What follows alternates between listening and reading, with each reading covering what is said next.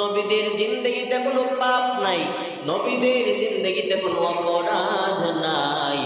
এরপর আল্লাহ তাআলা এত দামি ইবাদত, এত মূল্যবান ইবাদত নামাজ আল্লাহ চান নাই আমার পয়গম্বর, আমার কোন নবী, আমার কোন রাসূল এই নামাজ পড়া থেকে বিরত থাকুক।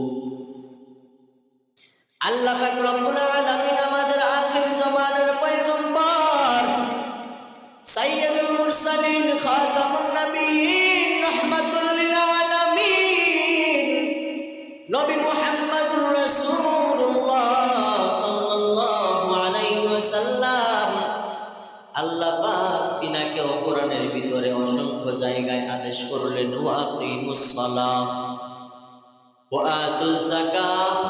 হে পয়গম্বর, নামাজ পড়েন, নামাজ কায়েম করেন।